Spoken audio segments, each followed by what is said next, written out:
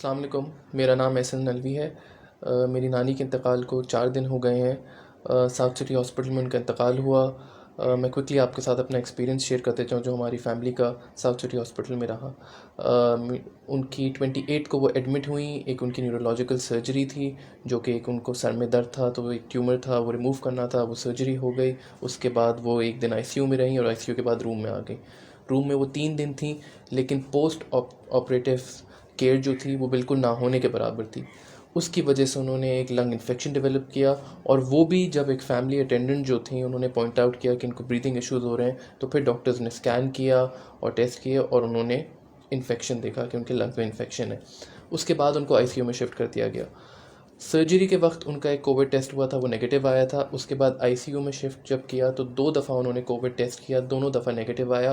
But उनका chest scan का score जो था वो हाई था, तो एज़ पर हॉस्पिटल पॉलिसी उन्होंने कहा हम इनको एज कोविड पेशेंट ट्रीट करेंगे, and they put her in isolation. उनको एक आइसोलेशन रूम में डाल दिया गया।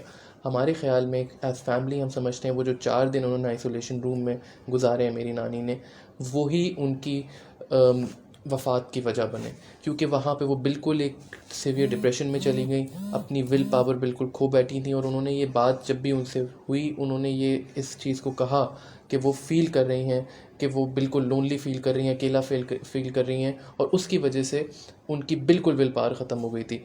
एक हॉस्पिटल में जो सबसे ज़्यादा अफसोस है, एक हॉस्पिटल जो कि एक रात के 175,000 आइसोलेशन रूम के ले रहा था, 1,75,000 रुपये, वो क्या इतनी टेक्नोलॉजी नहीं प्रोवाइड कर सकता था कि फैमिली 24/7 उनके साथ कनेक्टेड रहती?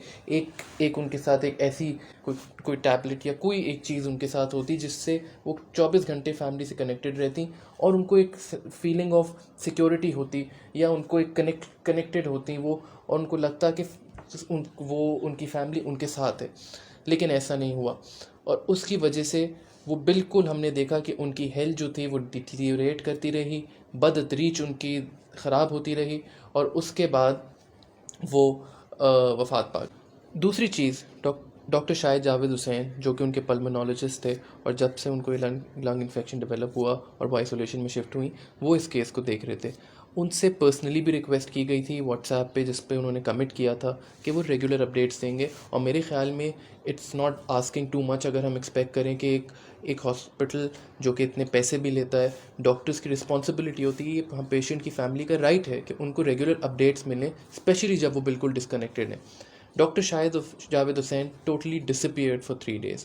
उनको बड़ा ट्रेस करने की कोशिश की हॉस्पिटल मैनेजमेंट के थ्रू, डायरेक्टली उनको व्हाट्सएप पे, उन्होंने बिल्कुल रिस्पॉन्ड नहीं किया। उसके बाद वो 3 दिन बाद, जिस दिन मेरी नानी का इंतकाल हुआ है, सुबह उन्होंने कॉल की और उन्होंने अपडेट भी दी, और उन्होंने कहा सॉरी मैं बिज़ी था।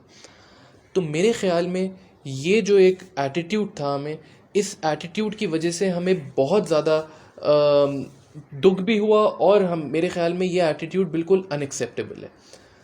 लास्टली मैं हुकूमत से मुतालबा करूँगा कि हॉस्पिटल्स जो कि इतने पैसे लेते हैं, सबसे ज़्यादा आप देखें 20 लाख रुपए हमारा टोटल बिल था।